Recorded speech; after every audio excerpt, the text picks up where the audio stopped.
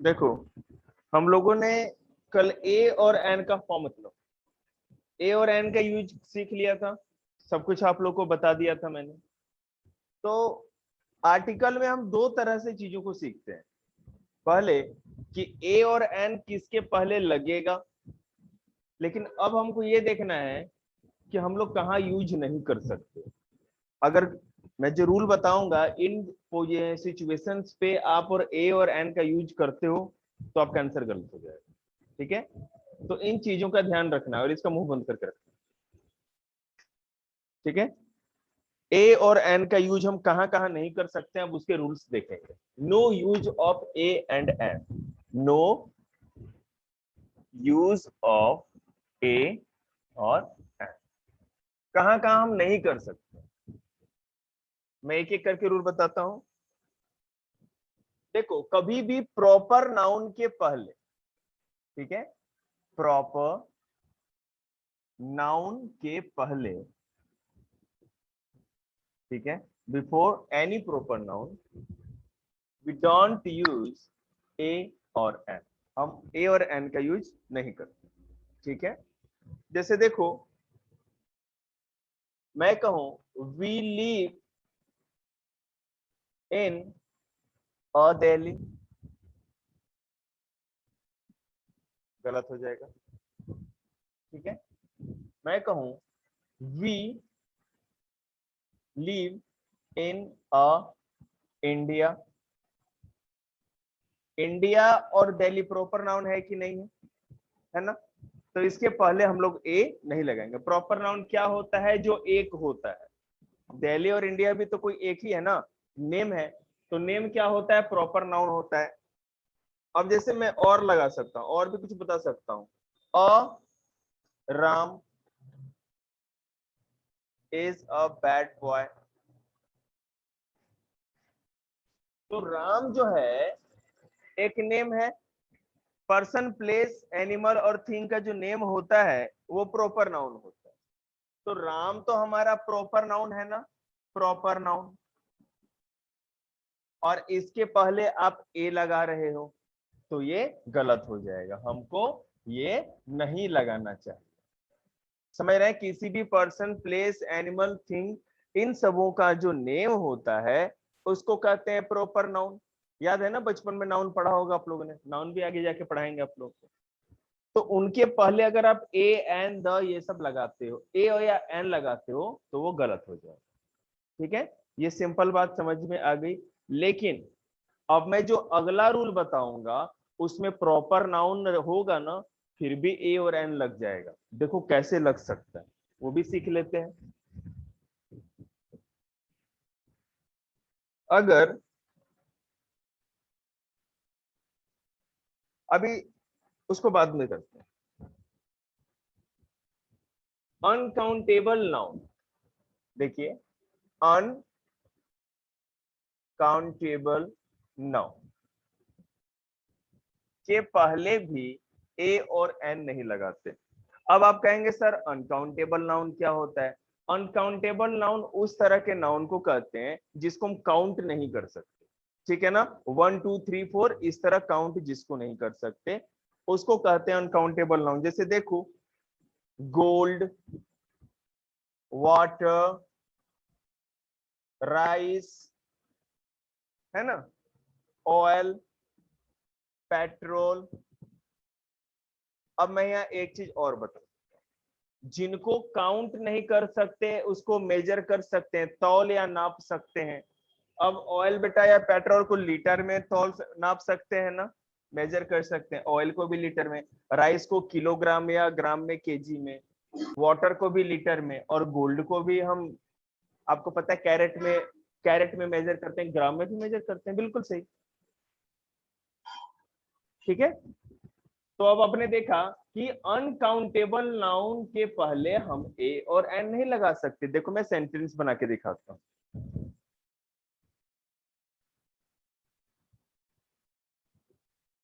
A gold is a precious metal. Gold जो है वो गोल्ड जो है वो क्या है, कीमती धातु है या मेटल है, ठीक है ना। तो अगर हमने केवल ये इसके पहले ए लगा दिया ना तो गलत हो गया, क्योंकि गोल्ड क्या है बेटा, यू से अनकाउंटेबल और एन से नाउन। अनकाउंटेबल नाउन है ना, गोल्ड को 1 2 3 4 तो काउंट नहीं कर सकते, इसलिए कभी भी इसके पहले ए नहीं लग सकता। अब मैं कहूं a rice is my favourite dish. अब राइस एक अनकाउंटेबल नाउन है ना, समझ में आ रहा है आप लोगों को। और इसके पहले आपने ए लगा दिया, ये गलत हो गया, आपको नहीं लगाना चाहिए था। क्या होता, simple, rice is my favourite dish, gold is a precious metal, direct हो जाएगा। आपको ए और एन आप नहीं लगा सकते। समझ में आया आप लोगों को, very good.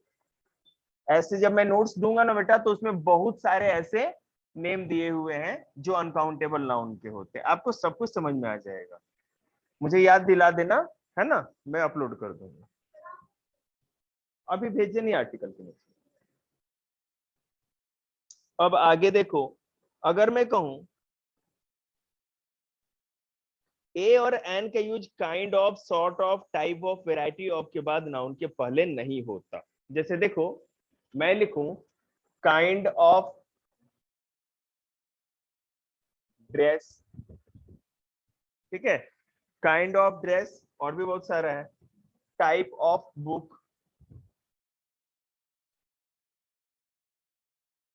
Type of book, ठीक है, वेराइटी ऑफ शिप,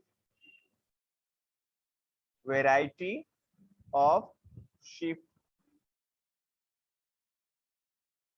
ठीक है। अब बेटा यहाँ पर काइंड ऑफ, टाइप ऑफ या वेराइटी ऑफ है ना, ठीक है, और काइंड ऑफ ड्रेस लिखा है मैंने। तो जो ये नाउन कौन सा है, ड्रेस इसमें नाउन है ना, बुक भी नाउन है और शिप भी नाउन है, ये तीनों नाउन है ना। तो जब काइंड ऑफ के बाद कोई नाउन हो, टाइप ऑफ के बाद कोई नाउन हो, या वेराइटी ऑफ के बाद कोई नाउन, समझ में आ रहा है। तो उस नाउन के पहले अगर आपने ए लगा दिया ना, kind of a dress, kind of a book, kind of a ship, तो ये गलत हो जाएगा। आपको वहां पर ए नहीं लगाना चाहिए, तब सही रहता।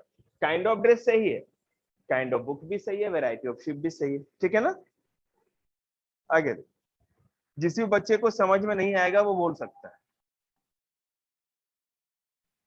तुम्हें समझ में आया, आया ना।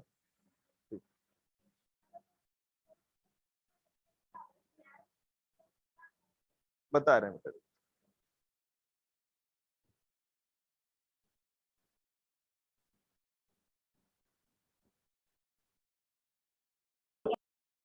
हाँ, ठीक, देखिए क्या करे हो, तुमने कुछ नहीं, नो, नो आर्टिकल। अब देखो बेटा आगे, अगर मैं कहूं कि किसी भी फूड आइटम के नेम के पहले, ओके, कोई भी फूड आइटम होता है ना जो हम खाते हैं, जैसे मैं कुछ नेम्स लिख रहा हूं, डिनर, लंच, ब्रेकफास्ट, है ना, ये कुछ भी हो, तो इनके नेम के पहले कभी भी हम लोग ए या एन का जो यूज है नहीं करते। मैं आपको बता रहा हूं, मैं कहूं give me, give me a breakfast और डिनर, ये गलत हो जाएगा। ठीक है, गिव ए और an lunch, give me lunch, give me breakfast हो सकता है, लेकिन गिव के बाद ये जो ब्रेकफास्ट, लंच या डिनर है, जो नेम ऑफ मील होता है, उसके पहले कभी भी हम ए और एन का यूज नहीं करते।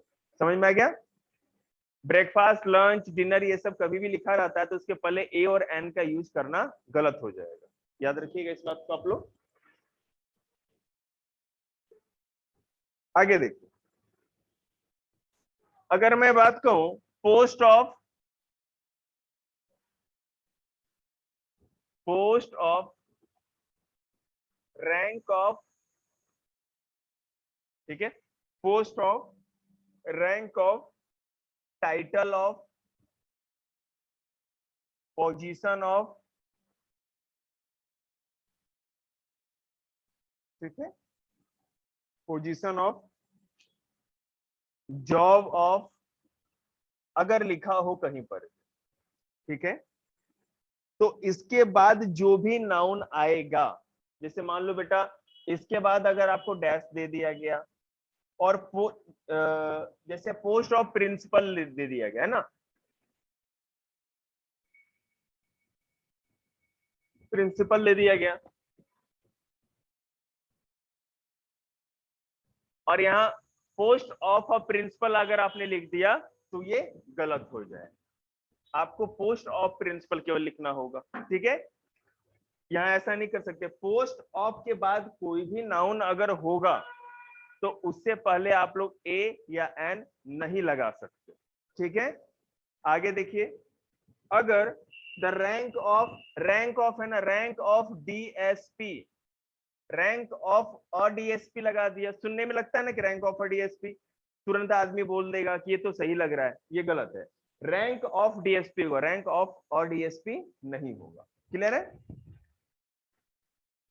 आगे देखिए, उसके बाद द टाइटल ऑफ ए नेताजी,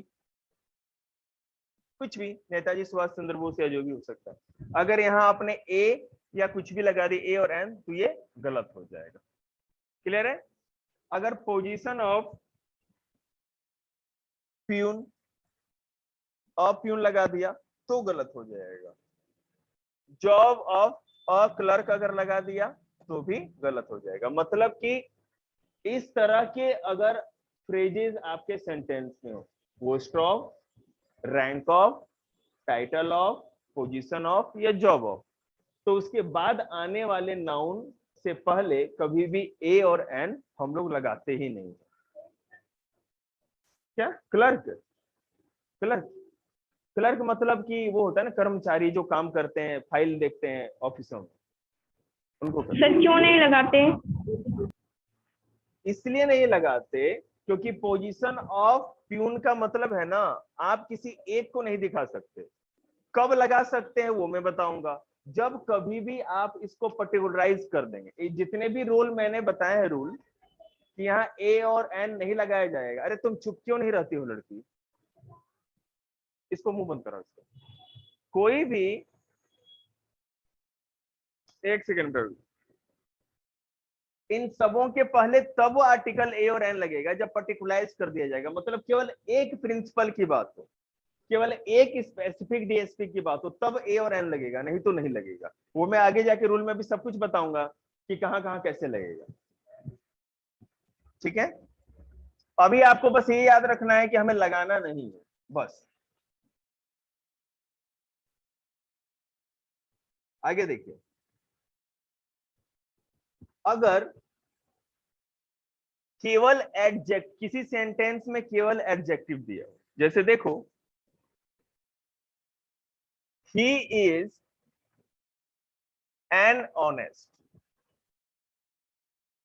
अच्छा ध्यान देना आप लोग सारे बच्चे, यहां ऑनेस्ट क्या है, नाउन, प्रोनाउन, एडजेक्टिव क्या है,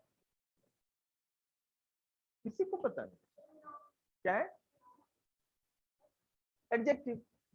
विशेषता बता रहा है ना, ईमानदार, एडजेक्टिव है।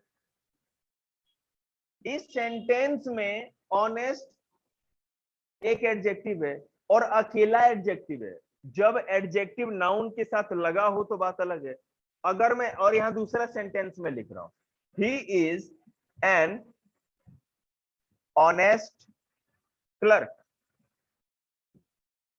तो यहां एडजेक्टिव है और किसके साथ जुड़ा है? नाउन के साथ जुड़ा हुआ है, नाउन के साथ साथ है ना, और ऊपर वाले में केवल एडजेक्टिव है। तो जब कभी भी किसी सेंटेंस में केवल इकलौता एडजेक्टिव हो, एडजेक्टिव के साथ क्लर्क ना हो, तब आप ए और एन नहीं लगा सकते। और जब नाउन उसके साथ में हो तब आप लगाओगे तो सही हो जाएगा। समझ में आ गया? कोई भी एडजेक्टिव हो, किसी सेंटेंस में एक एडजेक्टिव दिया हो और उस एडजेक्टिव के साथ नाउन ना हो, तब अगर आपने ए या एन लगा दिया हमारे रूल के हिसाब से तो वो गलत हो जाएगा, और अगर उस एडजेक्टिव के साथ कोई नाउन दिया हो तब वो सही माना जाएगा। क्लियर हो गया? आया समझ में?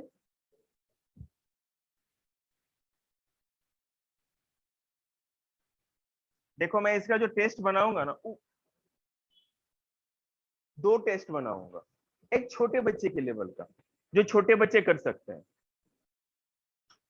और क्लास ही नहीं, आदमी के माइंड को देख के भी वो टेस्ट दे सकता हूँ। जैसे मान लो मैं मानता हूँ कि कोई बड़ा बच्चा भी है वो ज्यादा नहीं कर सकता, तो उसको बेसिक टाइप का एक टेस्ट दूंगा, एकदम आसान हो सकता है।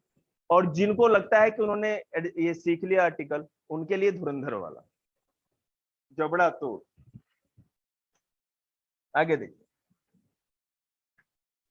अब पोसेसिव एडजेक्टिव के बाद जो नाउन आता है उसके पहले नहीं लगता। देखो मैं आपको सिखाता हूं कैसे। पहले पोसेसिव एडजेक्टिव होता क्या है पहले ये जान लेते हैं, बहुत ही आसान है। देखो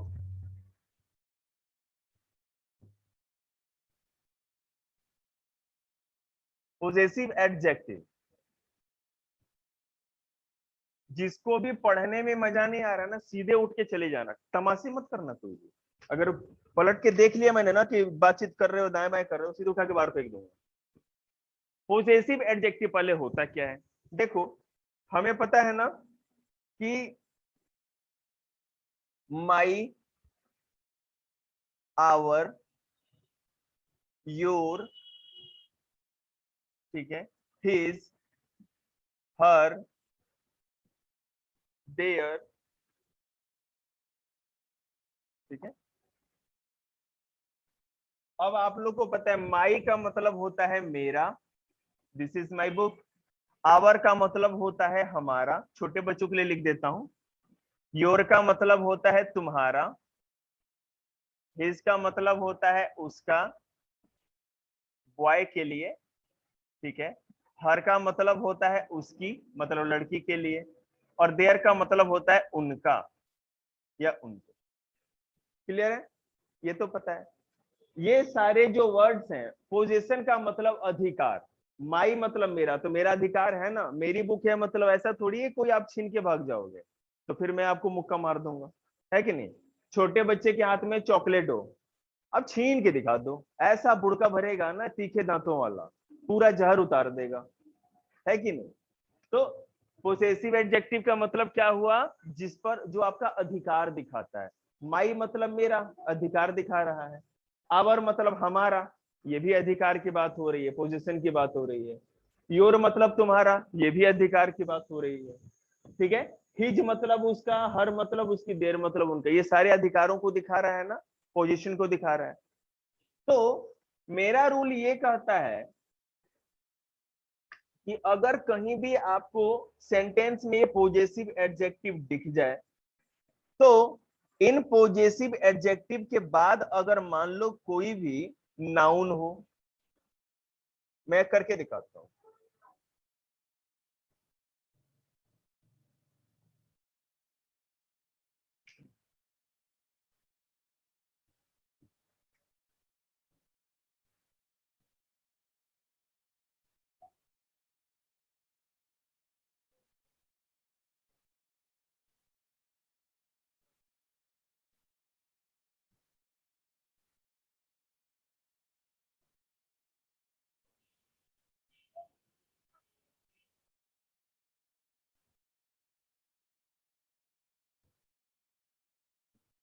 देखो ध्यान दो, यहां ये पॉजिटिव एडजेक्टिव है ना, माई पॉजिटिव एडजेक्टिव है।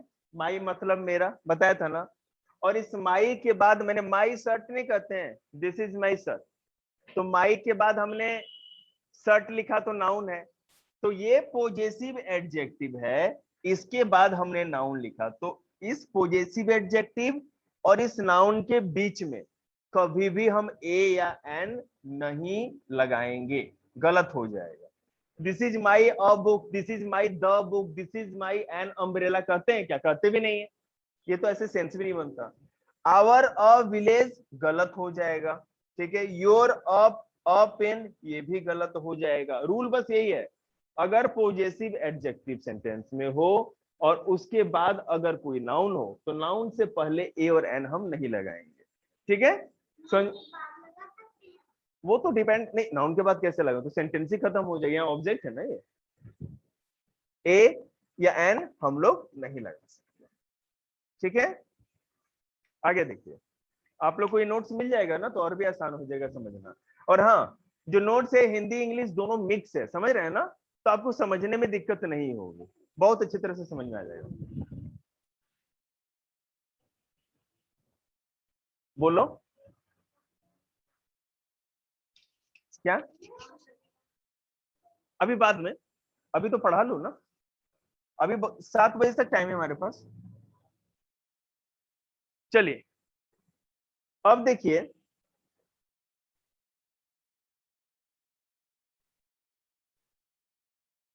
आपको मैंने पॉजेसिव एडजेक्टिव बताया ना। पॉजेसिव एडजेक्टिव क्या होता है, my, our, your, his, her, their, ठीक है। अब मैं आपको बता रहा हूं डिमॉन्स्ट्रेटिव एडजेक्टिव। क्या, डिमॉन्स्ट्रेटिव एडजेक्टिव। अब ये क्या होता है और इसके ऊपर भी रूल है, देखो।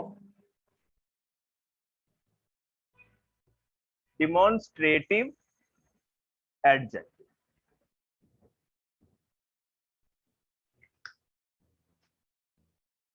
अब देखिए, demonstrative adjective this that this those ये सारे होते हैं। मैं बता रहा हूं दिस दैट, छोटे बच्चे ध्यान देंगे इसी से है ना, दिस दैट भी समझा दूंगा। दीज, दोज, ठीक है।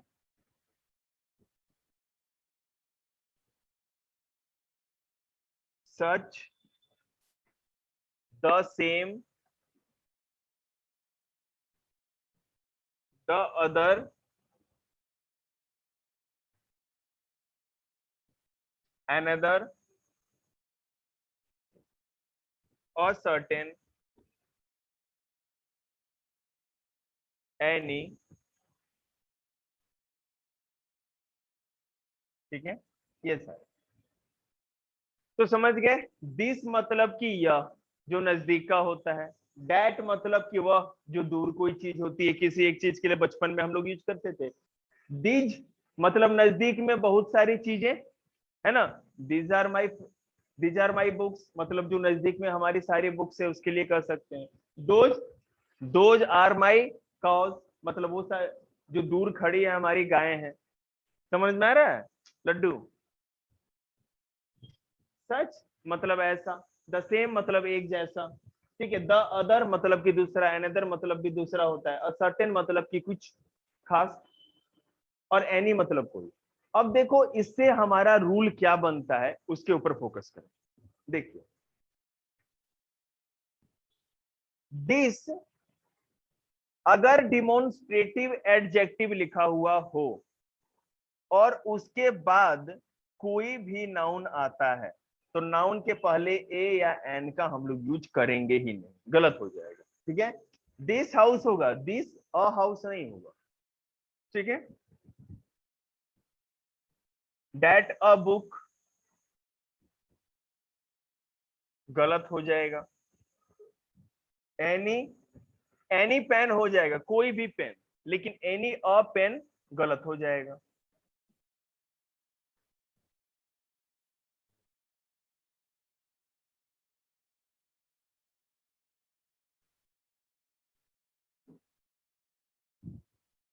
अभी रुकिए, मौका देंगे पूछने का। अनदर, क्या, कौन बोल रहा है, अनदर अ बॉय ये भी गलत हो जाएगा। मतलब कि इस तरह के कोई भी वर्ड हम लें जो डिमॉन्स्ट्रेटिव एडजेक्टिव को शो करता है, डिमॉन्स्ट्रेटिव एडजेक्टिव को बताता है, तो डिमॉन्स्ट्रेटिव एडजेक्टिव के बाद आने वाला कोई भी नाउन अपने पहले किसी भी तरह का आर्टिकल नहीं लेता। समझ में आया। समझ में आना कोई बड़ी बात नहीं, ठीक है। ग्रामर एक ऐसी चीज है कि अगर मैं बात करूं कि नरेशन और वॉइस को अगर छोड़ दूं तो छोटे बच्चे भी हर टॉपिक को समझ जाते हैं, लेकिन यहाँ कितना रहेगा वो डिपेंड करता है।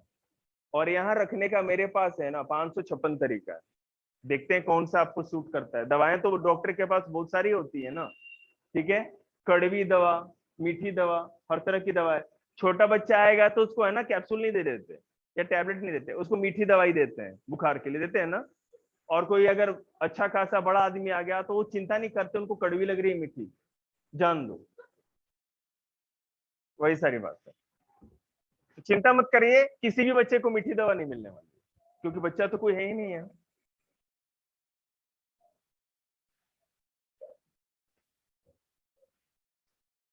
देखिए